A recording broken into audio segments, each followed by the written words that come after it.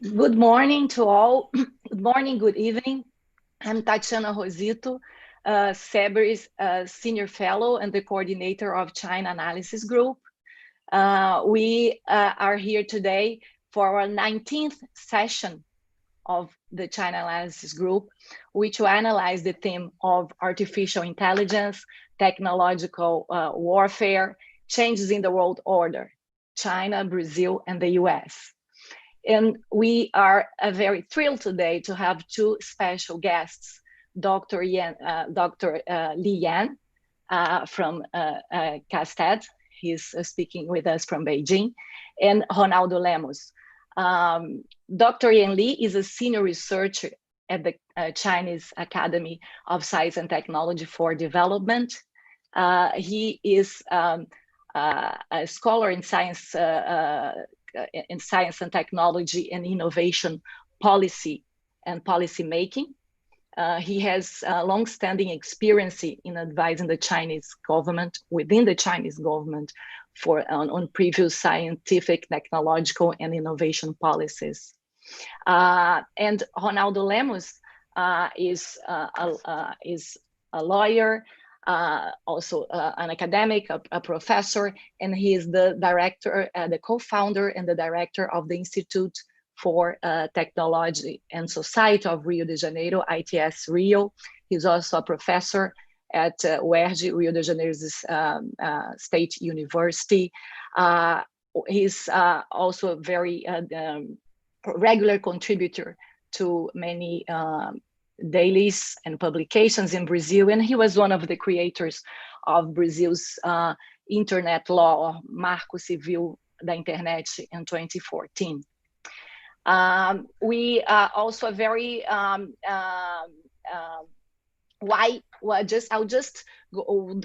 schedule will be like that as we have distributed our program.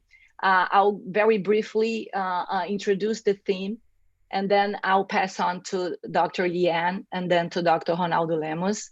And then we'll follow with a Q&A. Please, participants, you are very most welcome also to make questions for them using the Q&A button. And now, without further ado, let me just mention a few words about why have we chosen artificial intelligence for our theme today. We certainly have done that not because artificial intelligence is almost a buzzword nowadays, but we do it very conscientiously. And including in the briefing that we have distributed before, we alluded to the fact that artificial intelligence is at the bottom of international competition nowadays, economic, technological. And it's also stated very clearly by documents and by the strategies, the scientific, technological, innovation strategies adopted by China and the US too, how artificial intelligence has been at the center of this for the last 5 years or so. So this is something that first, it happens very quickly. You know, from that, what you usually, I think Dr. Kai-Fu Lee in the book Artificial Intelligence mentioned the Sputnik moment for China in March 16. So about 1 year and a half before, we have China, the Chinese government publishing the new generation artificial intelligence development plan, which tries to codify many policies that were maybe scattered in other previous plans, also gives some unicity to this, and also establishes specific targets for China on that. For example, to have a major breakthrough in basic AI, artificial intelligence theory by 2025, to codify the ethical and standards for AI in law also by 2025. And by 2030, to put China at the center of the world's innovation for AI. So those are some of the key steps ahead for China. For example, the US also, sometime after, in 2019, also issued its executive order and it's very interesting, the title of it, on maintaining American leadership in artificial intelligence. And so it's also very center for the US, and I'm sure also for other continents, for the EU and also other countries. So that's the centrality of AI in science, technology and innovation is the reason, and also at economic development going forward is the reason that led us to choose this. So what we are some of the aspects we'd like to focus today.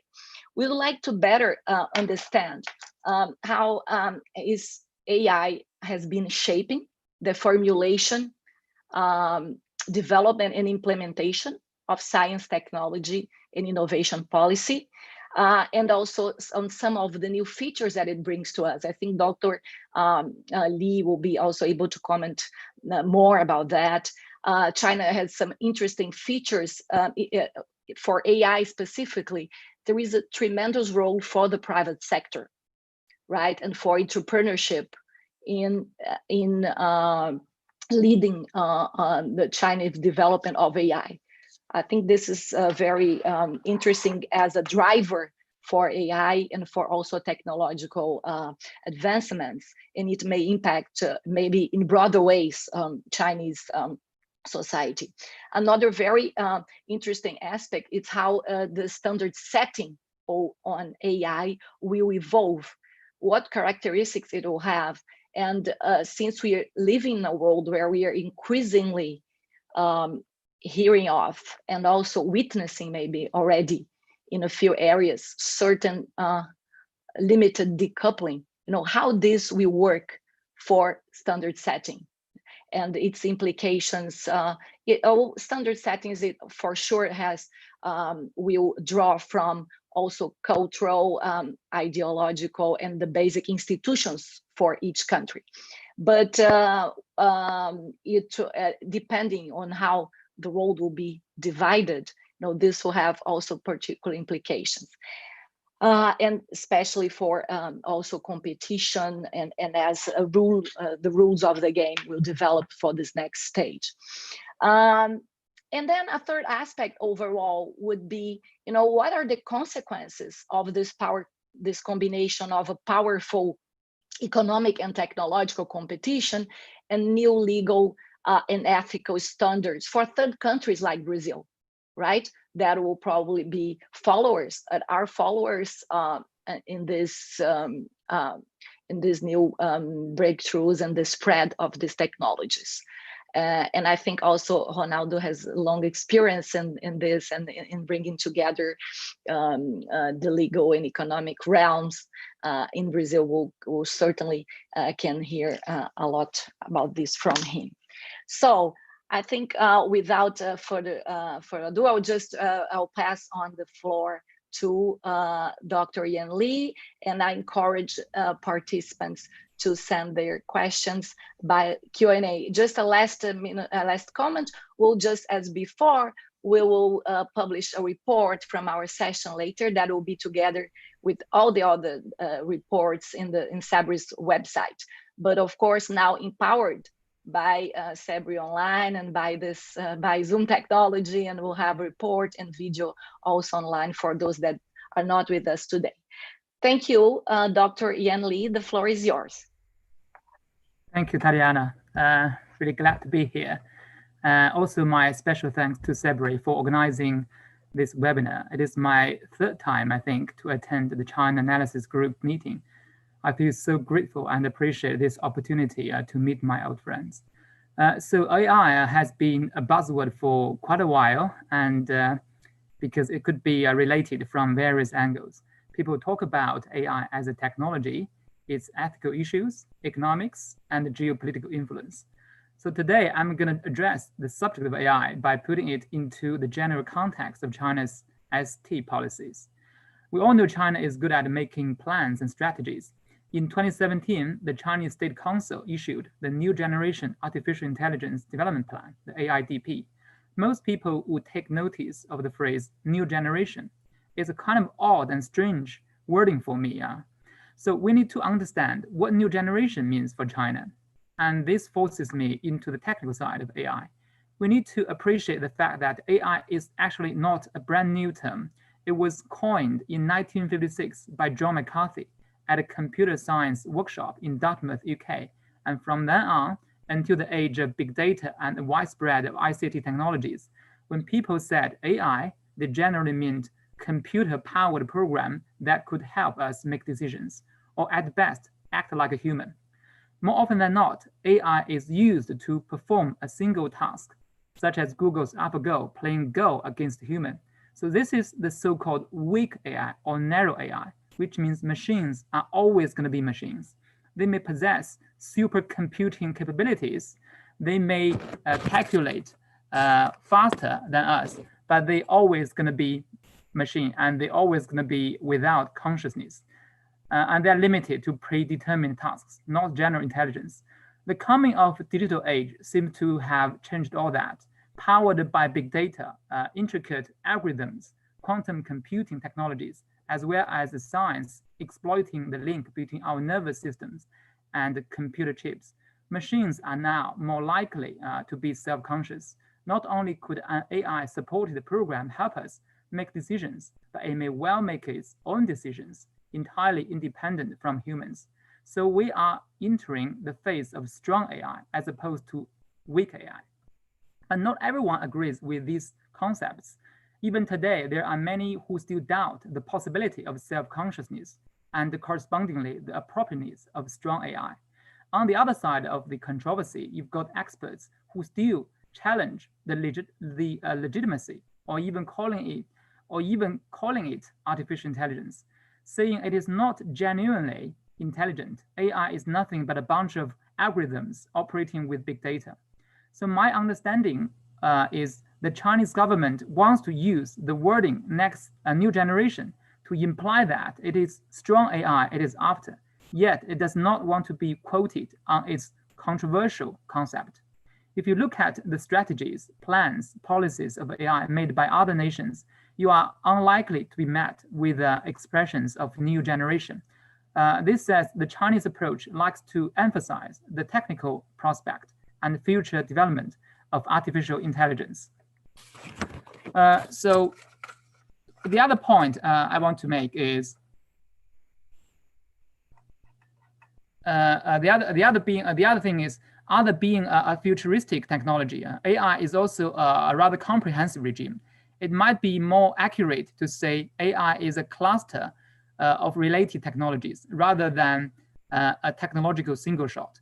You get the sense easily by reading AIDP, acknowledging China's weakness in developing AI. The AIDP says the country still lags far behind in aspects of basic theory, more core algorithm, critical equipment, high-end chips, significant products and systems, basic materials, components, software, and brain-computer interface. So all these are key technologies and products that are of strategic importance for China. So by embracing AI, China is also advancing a whole bunch of science and technology in multidisciplinary. This now brings me to Tatiana's prompting question. So on the surface, you could be left with the impression that AI is gaining centrality in the broad landscape of China's SDI policy, yet it is its inclusivity that has placed it in the foreground of China's policy. If you had, by any chance, followed China's SDI policies since the publication of AIDP, you might have noticed policy documents addressing other concerns too. For example, reform on the evaluation of China's science and technology personnel and research institutions, which vows to de-emphasize the obsession with quantity of scientific publications, academic titles, and degrees, instead to value quality and real contributions.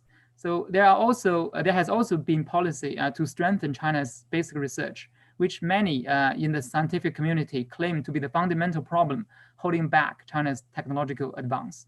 So putting it into the context of science and technology policies, to develop AI with a pan-ministerial approach seems to be a legitimate and convenient choice, as it echoes many issues the country now faces. However, while admitting its inclusivity and geopolitical implications, let us not forget there are many other issues China is still trying to deal with in order to develop science and technology.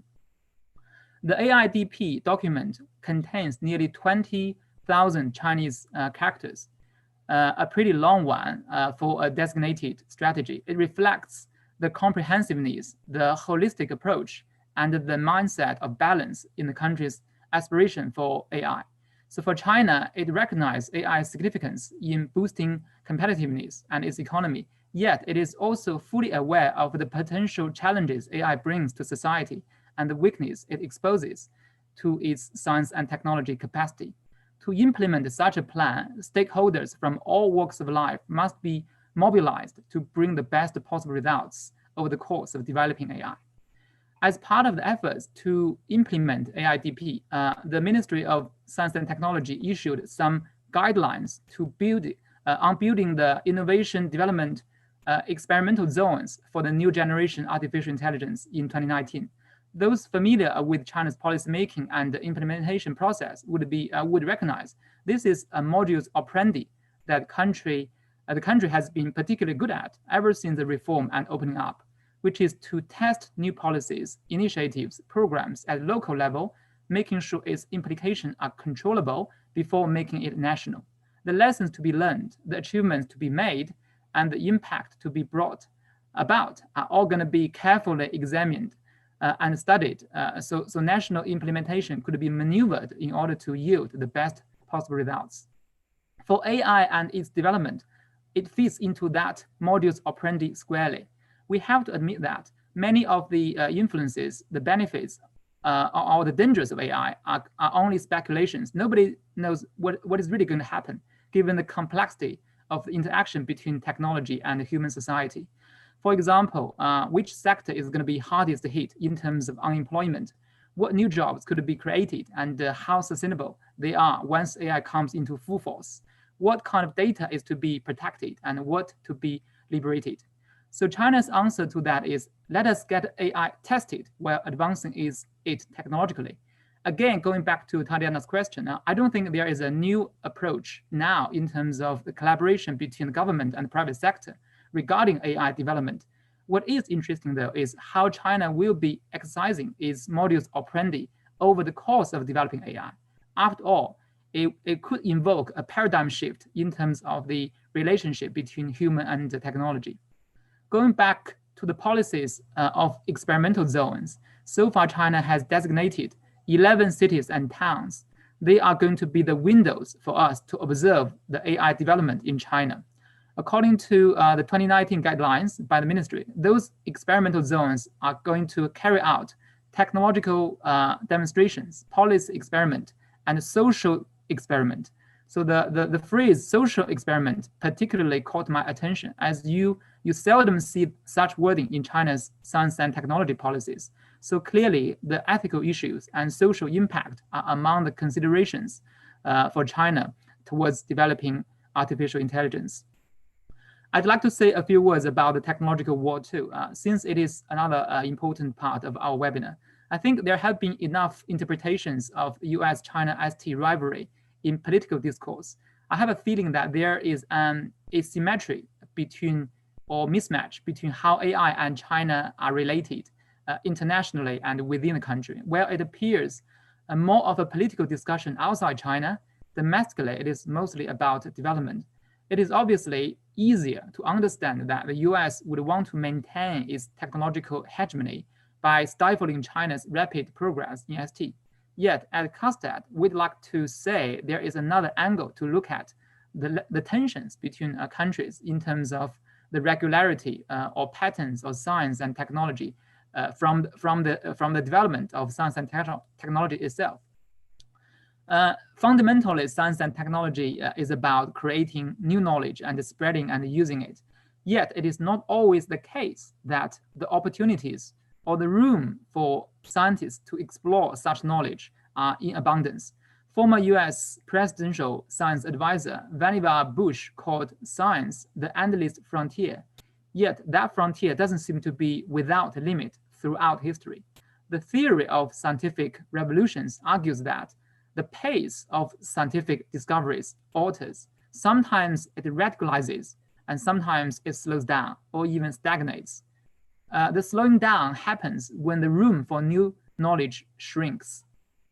It used to be the case that the US, with its advantage in its talents and abundant finance, was more focused on making scientific discoveries, while China, among other so-called follower countries, tend to spread and use the knowledge created by the US.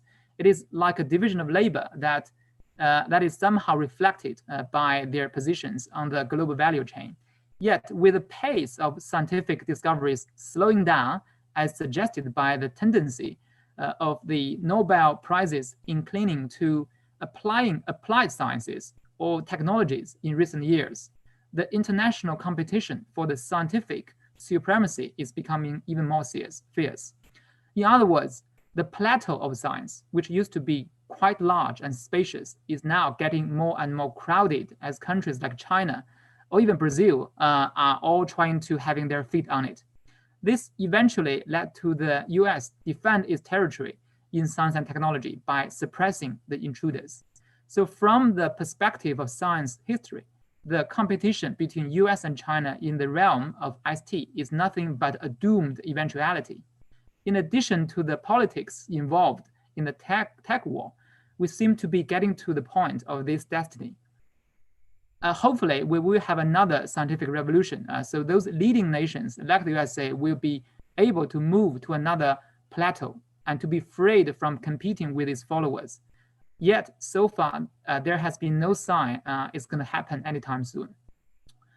So these are some of my thoughts for our webinar today. Please bear with me if I have caused any confusions or you have any doubts, because some of what I've said are still preliminary in our research. We definitely are going to carry on with our research into these topics.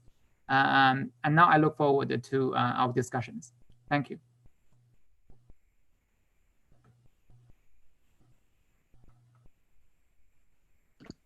Thank you. Yeah.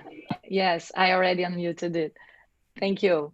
Thank you, Ian. Thank you very much. I'll pass the floor now to Ronaldo Lemos. Please, Ronaldo, the floor is yours. First, thank you, Tatiana. Thanks to CEBRI. It's really a pleasure to be here for this important debate. And thanks to Yan Li, Li Lao Shi, Han Gao Xin, Zhuan Xining. It's really a pleasure. And also thanks to our audience.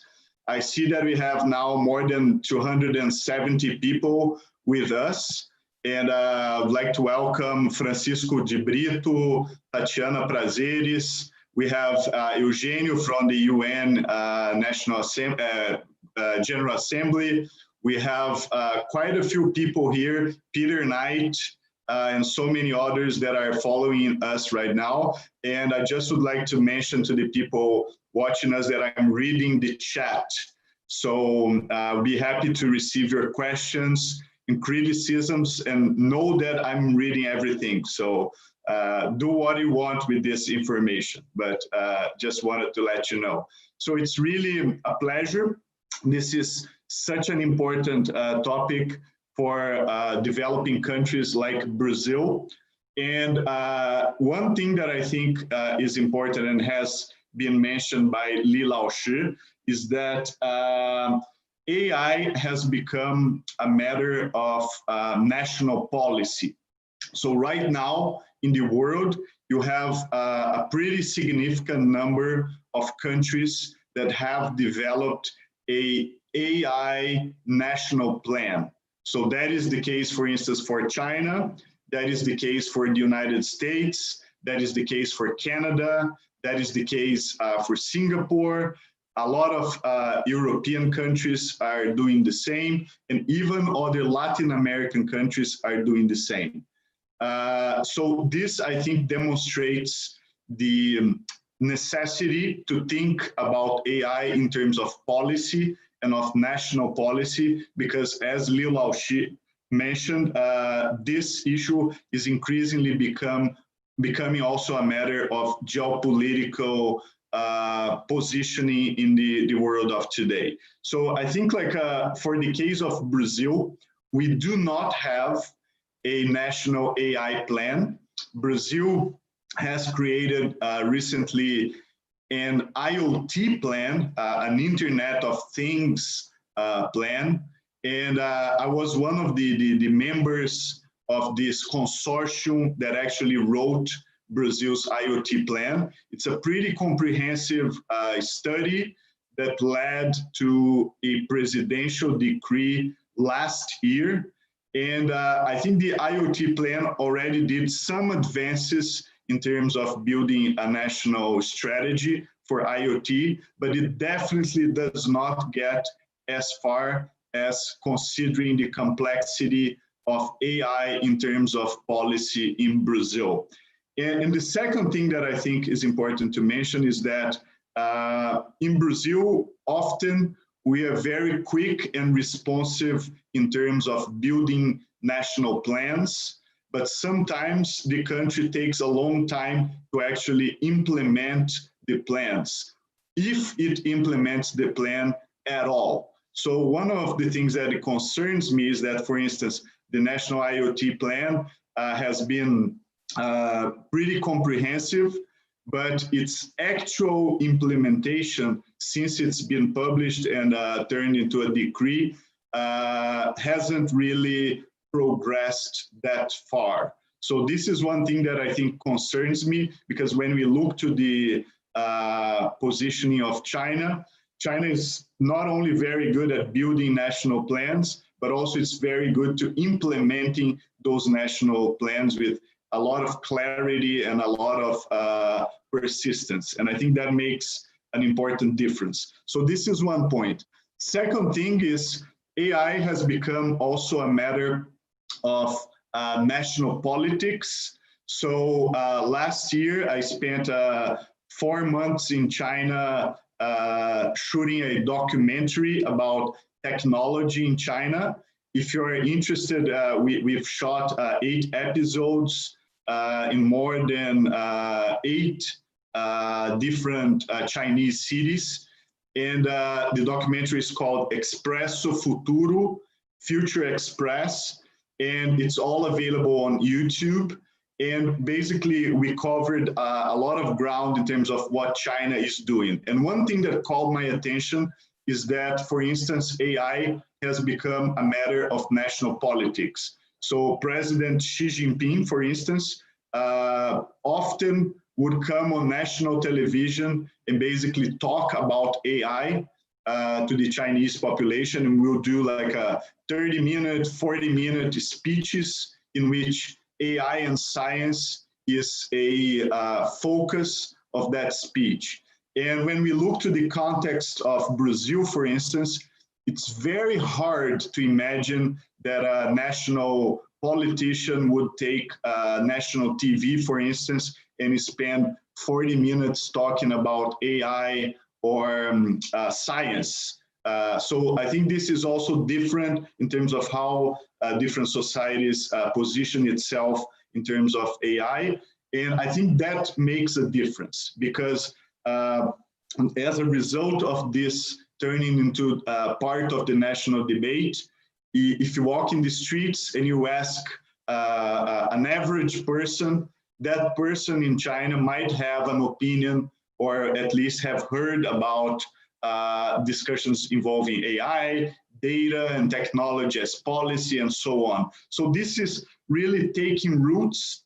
I'm using the example of China, but it's taking roots in every country that have built a national policy plan regarding AI. So in my view, it's very important for Brazil, for instance, to position itself and to build a national AI plan. I have written about this in Folha de São Paulo and other papers, and I think we cannot lose more time basically not having a clear plan about how we want to handle AI. So this is one point. The second point that I would like to make, it's about the fact that AI, we use this expression, and it's a very complex expression, as Li Laoshi basically mentioned in his presentation, because AI is a stack. So basically, it's a stack with so many different layers, and each of these layers, they involve a different complexity of norms, ethical rules, regulatory rules, and absolutely different concerns. So AI is a complex word in itself, because the term AI, it refers to so many different disciplines. So for instance, computer vision, natural language processing, machine learning, deep learning. These are completely different fields that are basically put together by this idea of AI. So it has a sort of a horizontal complexity, but it also has a vertical complexity, in the sense that AI needs a layer of data, AI needs a logical layer, AI needs a human resource layer, a connectivity layer, and so on. And each of these layers implies basically a completely different governance setting, legal and regulatory setting, and so on. And of course, if you are not strong enough in one of these layers, it's very likely that your AI programming, your AI position is not going to be strong enough as well. So you are as strong as your weakest link when you think about AI. So if you fail in the connectivity layer, if you fail on the data layer, and so on, you are going to have challenges in order to progress in terms of AI. And I think this is very important to remember, because when we think about AI policy, it's always going to be a complex policy to be achieved, especially for developing countries like Brazil. So the other thing I'd like to mention, from all these layers that I have mentioned, I think one of the key and important ones is the data layer. And of course, we are living in a world today in which one of the key international issues has become data governance. And data governance is central for AI. So there are so many different models and approaches regarding data governance. The case of Brazil, data governance has been very much informed by the European debate. So Brazil recently adopted a data protection law that is very much similar to the European GDPR model. So Brazil's law was enacted in 2018. I was one of the people that participated in the debates that led to the approval of the law. And the law is going to enter into effect most likely in 2021. There is a debate in Congress right now about what exactly is going to be the date of effectiveness of the law, but most likely it's going to be next year. And basically what the Brazilian law does is, just like the European one, create a set of norms and rules in which data can be collected and processed in Brazil, including for AI purposes. And this is important because, in my view, every data protection law must have two sides. It must always be a twofold law. On one side, it must protect, for instance, rights of individuals, but on the other side, it must enable innovation. So it must create very clear rules that once you comply with those rules, you are free to innovate using data as a resource. And this is important not only for the private sector, but it's also important for the public sector. So AI in the public sector, I believe, is also one of the key discussions that we must have, not only in Brazil, but in other countries as well. Just this January, I led at the World Economic Forum the workshop about AI in the public sector.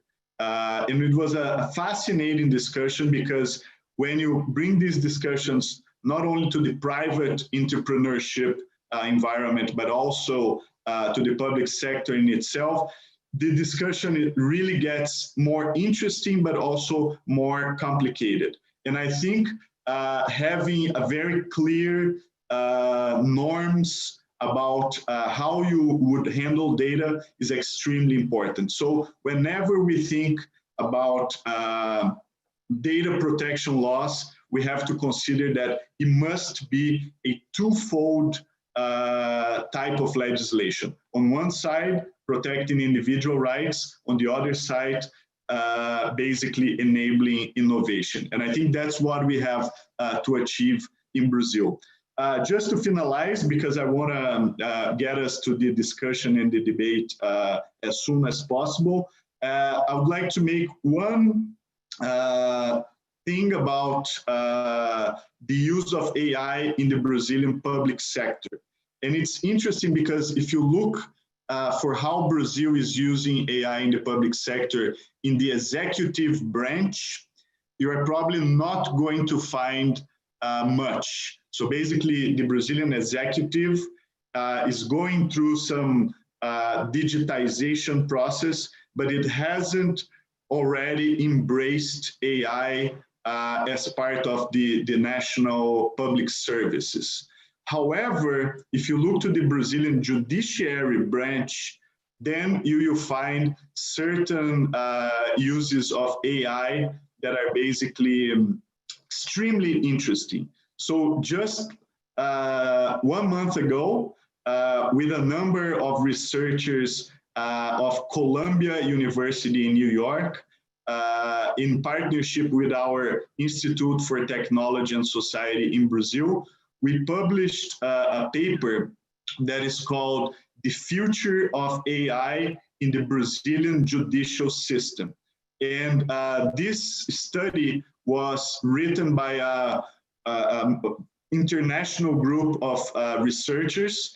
There's a Chinese student that participated in writing. There's a Brazilian one. There's a Latin American one. There are 2 Japanese, and so on. So it's a very interesting external perspective of what's Brazil doing in terms of AI in the judiciary. And it's a very comprehensive study. It describes the local initiatives. Some of them are really exciting about how to use AI in the judiciary.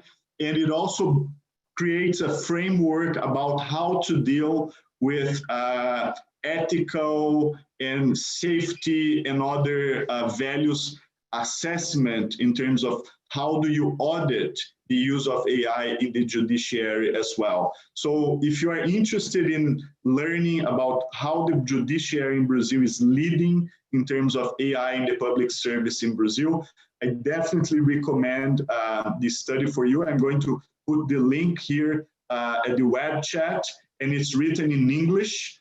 We are translating it into Portuguese right now, but it's a pretty comprehensive mapping, and I think an important one. Final point is one of the things that I think are also key about the debate regarding AI is this idea of singularity.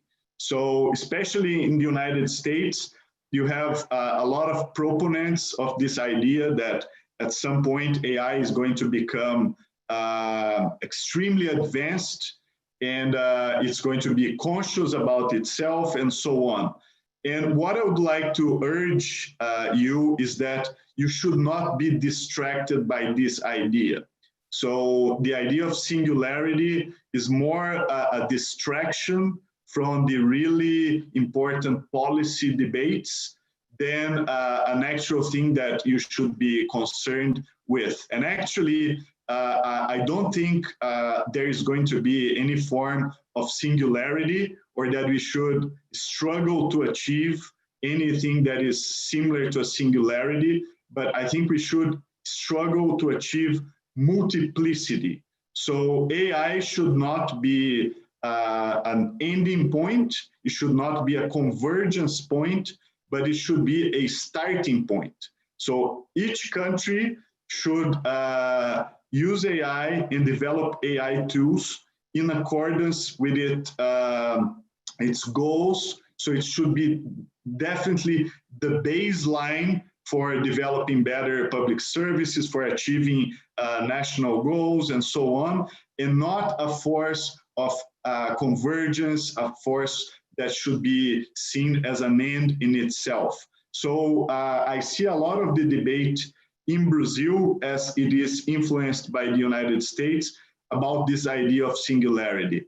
And in my view, this is a distraction. We should definitely think about AI in terms of multiplicity rather than singularity. And I think this is a very important point.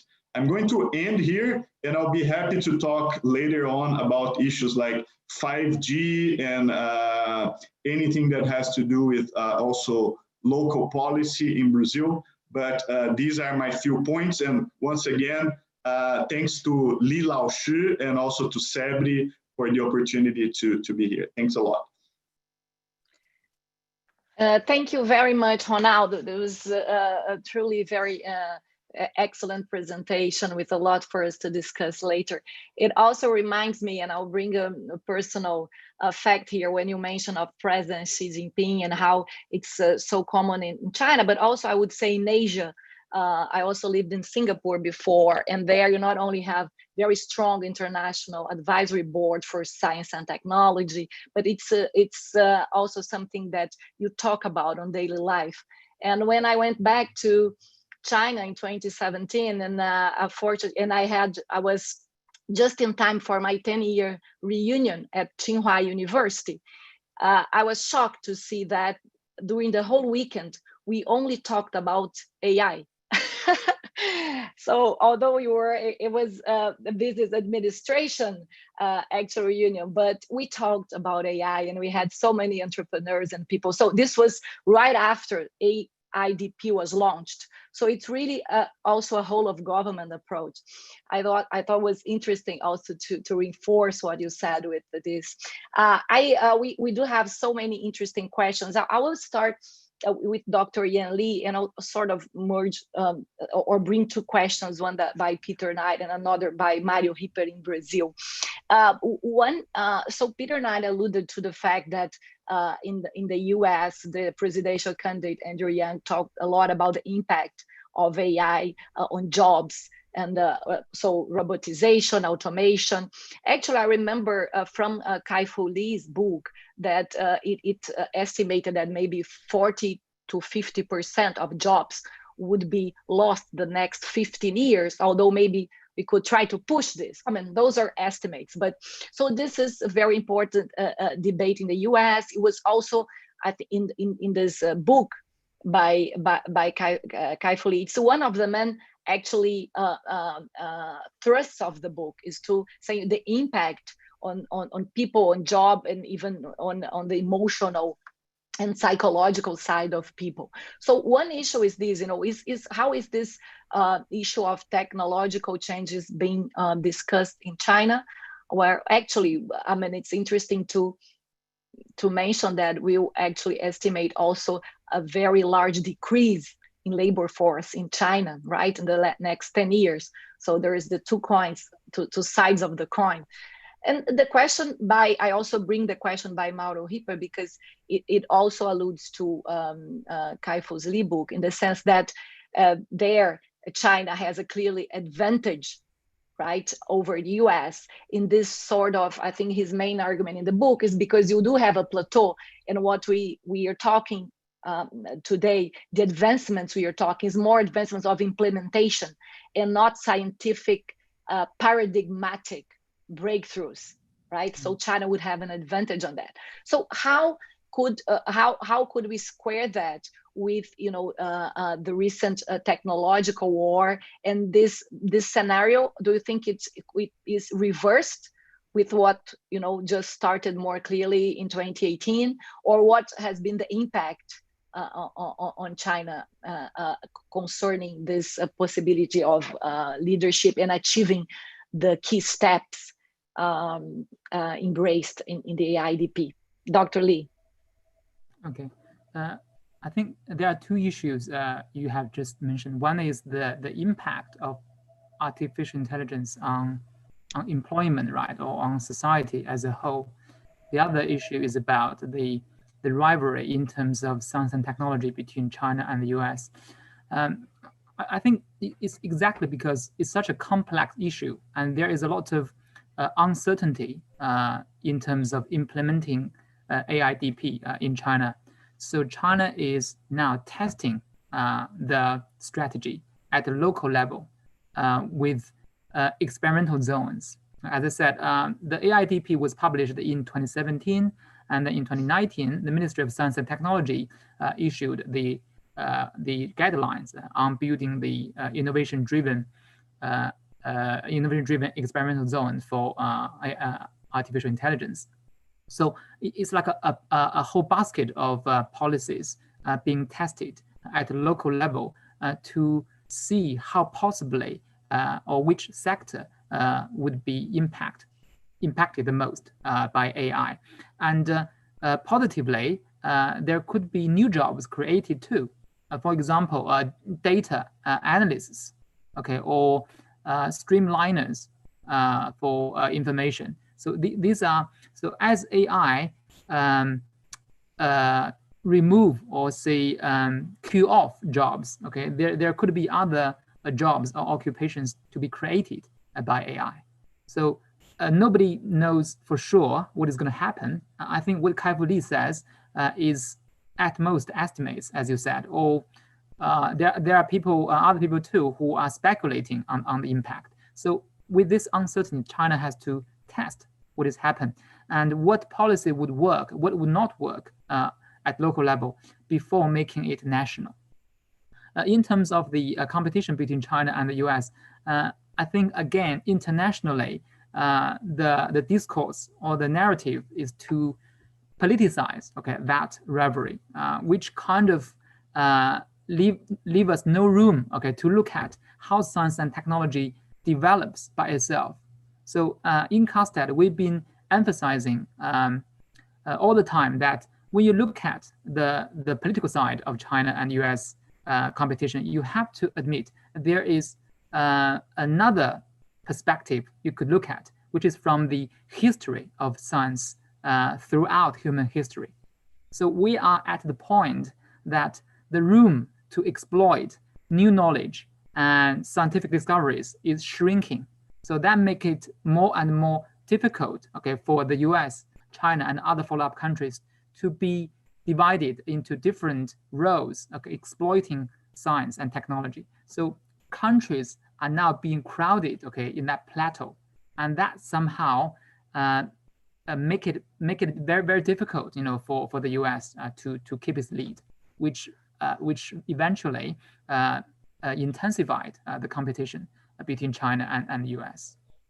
Okay, do you just one question on that? So when you talk about breakthroughs by 2025, you were talking about paradigmatic new breakthroughs or breaking the plateau, or you were talking about new implementations in terms of the scientific impact that breakthroughs could have? Do you believe it will break the plateau, or this is not? I think, again, what China is good at in terms of AI is the amount of data it has. So that would be an advantage for China to train the algorithms, okay, in China to advance AI as a technology. But what China lacks is a basic theory of AI and some fundamental and core algorithms were actually still in the hands of the Americans. So that is what China is aiming to achieve by 2025. Okay, thank you, Yan. I'll pass on to Ronaldo now. We have lots of questions, Ronaldo. I think it would be interesting for you, as you mentioned in the conclusion of your initial remarks, maybe to address the issue of 5G. We have a couple of questions here on that, and how the 5G issue here may affect AI. Also, an interesting question by Vitor Veloso on how information infrastructure is becoming a sovereignty issue, and how this may impact 5G. Another question also about about what Dr. Lee mentioned before. Should we in Brazil, in the legislation that is under discussion, also work on pilot zones, for example? So maybe I think those are some hot issues that you could help us understand, go through. Thank you, Tatiana. And thanks a lot for the questions on the web chat. Thanks, Tatiana Prazeres, for the question on China's approach to data protection. And also Frederico Menino from Schwarzman College, where I'm very honored to teach next semester at Tsinghua University. So thanks for your comments too. And some important issues here. First, I shared the link to the AI and the judiciary study on the web chat. So if you're interested, take a look there. But a couple of points. I think like what Li Laoshi mentioned about China's experimentation in certain areas before escalating as a sort of a national policy is certainly a very interesting model that we could adopt in Brazil. And in a much lesser scale, I think that the fact that the progress that the judiciary made in terms of using AI is directly related to state experimentation that is then nationalized. So I'll just give you one quick example, which is the development of an AI framework in the judiciary called Synapses.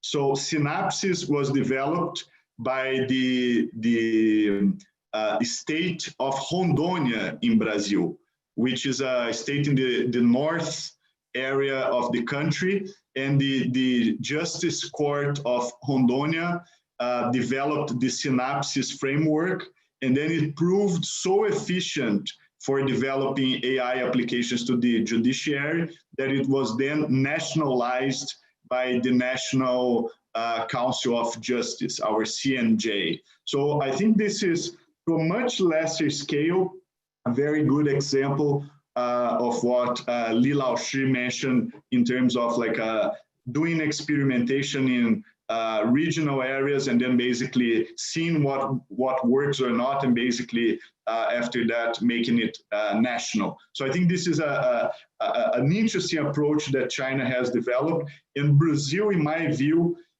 uses very poorly its federal system. So our Brazilian federalism could be used much better in order to promote, for instance, science and innovation than it is used right now. And I think this is one of the challenges that we have, and I think that China has achieved a very interesting model in this regard. Second thing about 5G. 5G, of course, number one thing is Brazil should have it as fast as possible. We should not waste more time.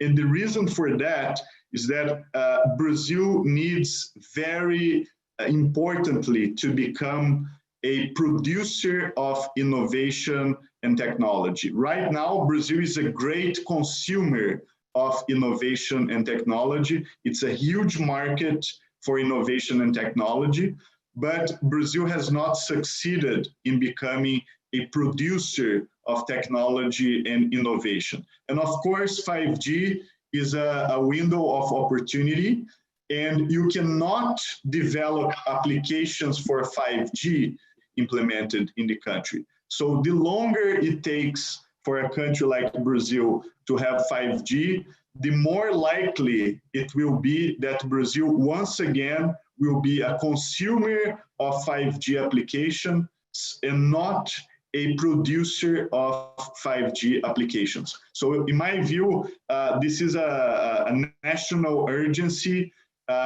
Brazil should stop losing time and stop wasting time, and basically make a very clear decision to have 5G implemented as broadly as possible and as soon as possible, and stop basically wasting time.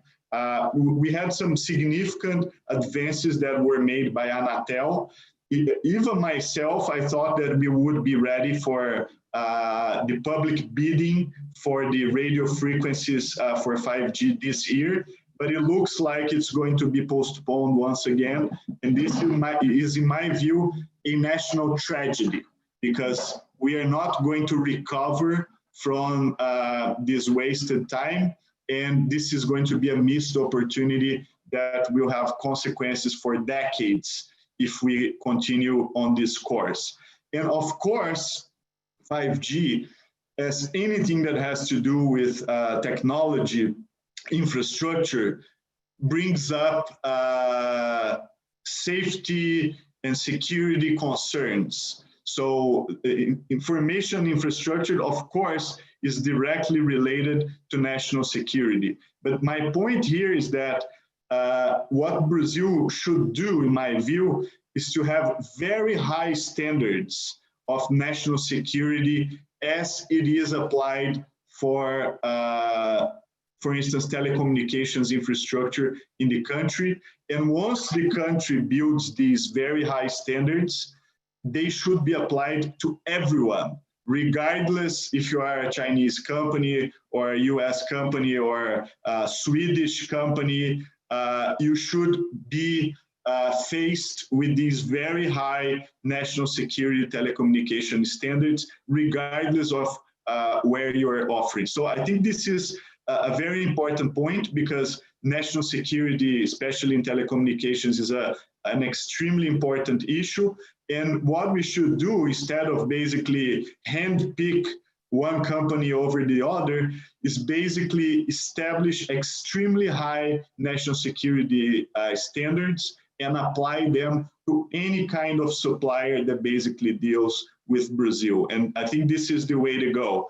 And as I said, wasting time in this issue is something that will have negative consequences for generations. And I think this is a crucial matter.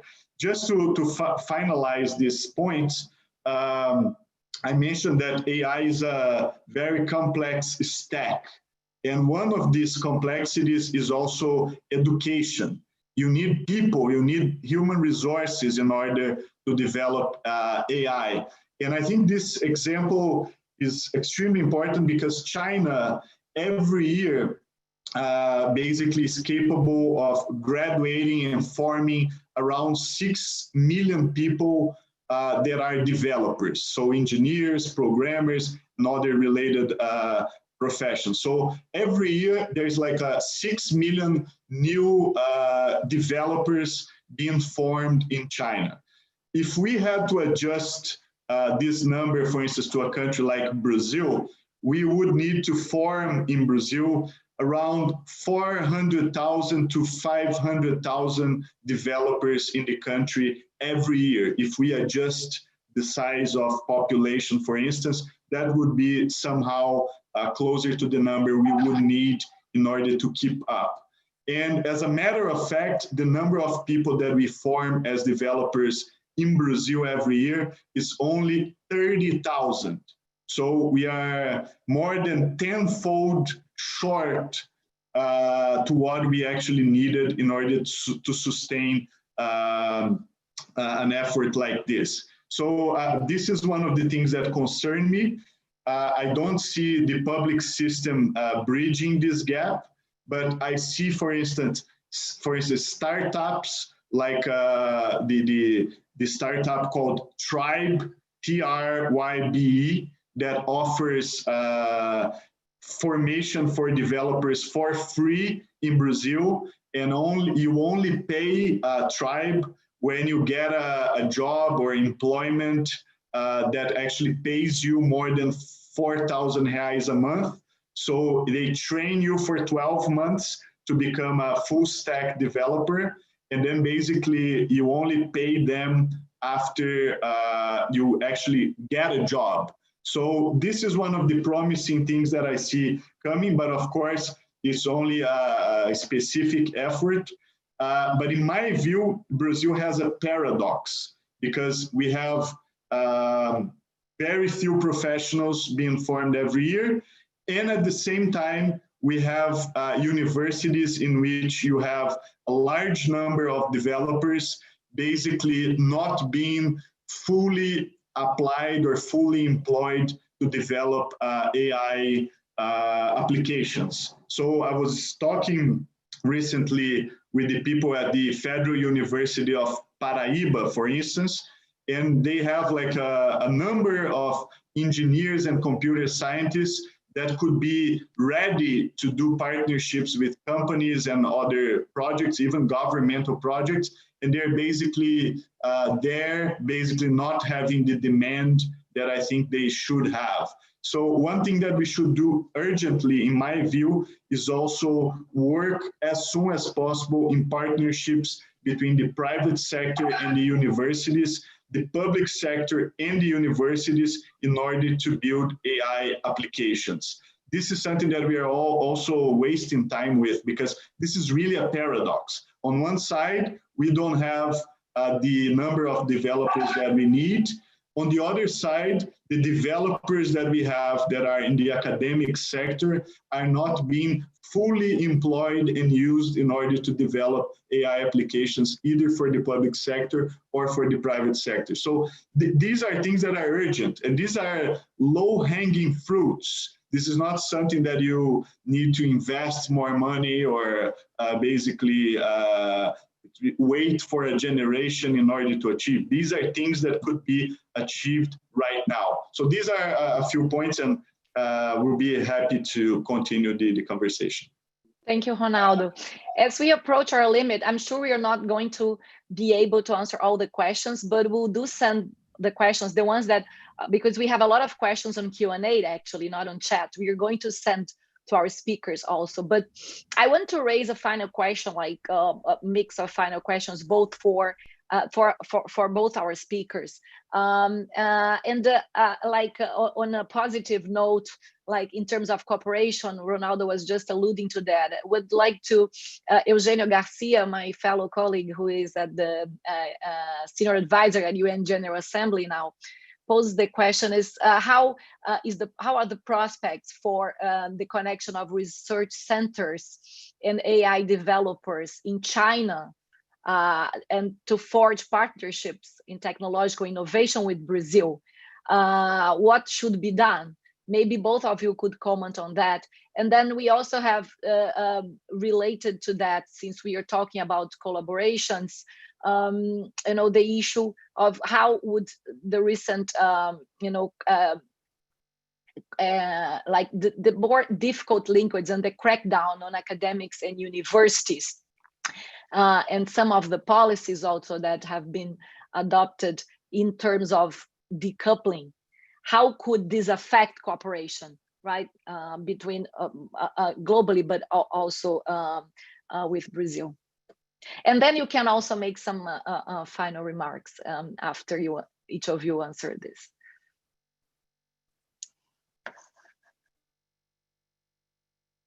Please, Yan, you have the floor. Okay. You mentioned something decoupling. I think that is also often mentioned these days in China about the China-US rivalry. The estimation we have here in CASTED is we don't think it is possible for China and the US to be completely decoupled, because the two countries have been building those links over the past decades, and there were so many channels and ways for the people from both sides and organizations to be interconnected. Okay, so it's impossible to be completely decoupled. That's our assessment. And the other final remark I want to comment is, because I mentioned something in regarding the scientific, the history of science. It might be a little bit difficult to understand, because I have some questions raised to me. Actually, the theory of scientific revolution is most noticeably remarked or raised by a scholar called Thomas Kuhn. He wrote a book called The Structure of Scientific Revolution. Okay, so from our view in CASTED as a think tank, we don't look. We not only look at the China and US rivalry from a political perspective. We also look at that from a development of science perspective. So we have two angles, okay, to look at it. But I think the problem now is internationally it has been too politicized that the scientific aspect is often ignored, okay, has been left out of the discussion. We've been trying to bring it back, okay, to the discourse. So we have a balanced approach, okay, to address, okay, the disputes or the competition between China and the US. And that's all my remarks. And the final words, I do thank Tatiana and CEBRI so much for inviting me for have this opportunity to see so many of my old friends in Brazil. And I wish everybody, especially during these dodgy and strange times, a happy life and good health. Thank you again. Thank you, Yanli. Thank you very much. Ronaldo, please, the floor is yours. I'll be very quick in my comments. Basically, I think like this whole debate about decoupling of the US and China, as Li Laoxi mentioned, it's very difficult and very unlikely due to the level of interdependence that has been created amongst the two countries. But from the perspective of Brazil, a developing country as well, I think we need the opposite. We need coupling. And we need coupling with the United States. We need coupling with China, because there is no way that you can develop and be competitive in terms of AI or technological innovation on your own.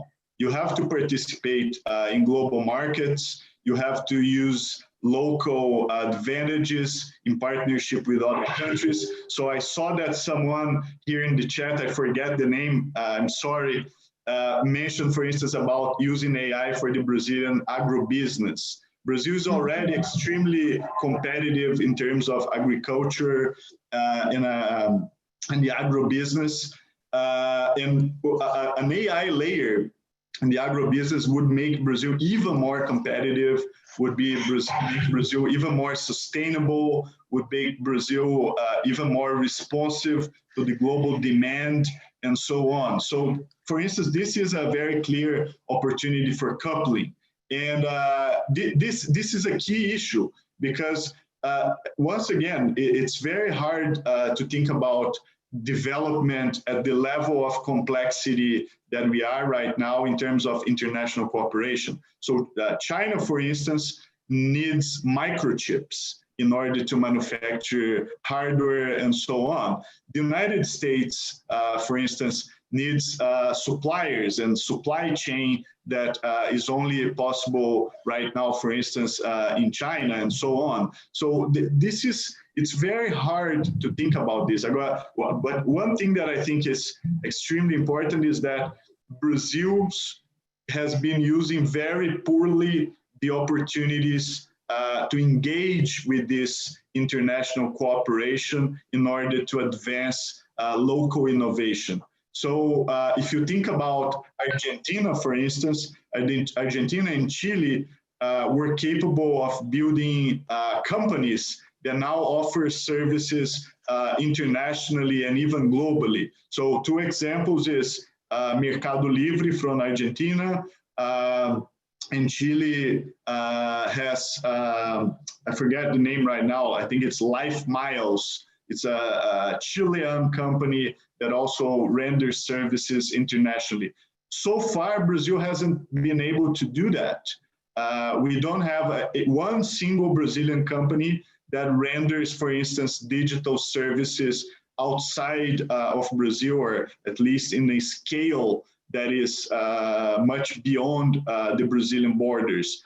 And I think this is an evidence that we definitely need the opposite. We need coupling, and we need better integration with other countries and other infrastructures, other supply chains, in order to be able to advance in terms of our capacity to produce innovation and technology. And as I mentioned, I think the way I see the challenges in Brazil is we are great consumers, and we need to be not only great consumers, but also producers of technology. Ronaldo, since you spent some 4 months last year in China, like you mentioned, producing that interesting documentary, like do you have any specific views or about, I mean, how to bridge this Brazil-China? Anything that comes to your mind more specifically to Brazil-China opportunities? You mentioned agriculture. Are there other things that you could comment on? Oh yeah, well, it's interesting because the Brazilian economy and the Chinese economy are complementary. So Brazil belongs in the very select club of countries that have a superávit against China. So there are not many countries in the world that sell more to China than buys from China. And I think there is a very strong complementary economy between the Chinese economy and the Brazilian one. And I think this is a huge opportunity. So for instance, the agribusiness that I mentioned is certainly a field for cooperation. Brazil and China have been cooperating for decades in terms of spatial technology, and Brazil and China have launched, for instance, satellites together. In Brazil, in the 80s, Brazil was responsible for transferring national technology in terms of satellite and spatial technology to China. So there are fields in which you see already a lot of leeway for cooperation. But again, every route is wrong if you don't know where you're going. So if you don't have a clear strategy and if you don't know exactly where you want to go, it's very hard for Brazil to cooperate with China, with the US, or with Europe, because you don't have a clear sense of what you want to do, what are the local national advantages that you want to basically pursue in order to establish that cooperation. So first step for me in this effort of Brazil to couple with other countries is to have a very clear view about where do we want to go. One of the opportunities here is 5G. What does Brazil want from 5G? This is a question that we should answer. Is 5G a force for bridging the digital gap in Brazil? Is 5G a resource that can improve public services or industrial capacity or planning cities in a different way of bringing e-healthy services to the population? What do we want from 5G? If we answer this question and if we establish priorities, it's much easier to do the planning and basically to achieve what we want from it. But if we don't have this kind of planning beforehand, as I mentioned, every route is going to be wrong because you really don't know where you're going. Thank you very much, Ronaldo. We'll end here. I will send you. Thank you very much for your participation. It's a truly enlightening session. We received very positive comments, and we'll pass on to you also the emails of people that have made questions that we were not able to answer. I noted here some let's say catch words from the whole session that really can focus my attention, like experimental zones, right, in China, refocus on basic science, I think, and implementation. This also from Ronaldo, the very importance of time. Time is of the essence now, right? And especially because we are talking about technology that innovations come very fast, we are losing time. So time is of the essence. Focus very much on education and also technical, right? Education and bridging more the higher levels with technical education and building national standards as a possible way, very top high level national standards that could guide us a national plan. So I hope we can discuss more about that in the future. It was, thank you very much. And thank you for our participants. We had overall more than both in Zoom and YouTube, over 330 people with us today. So thank you for them, for the audience, and thank you especially for our speakers today. Thank you. See you in the next meeting of the 20th meeting of China Analysis Group.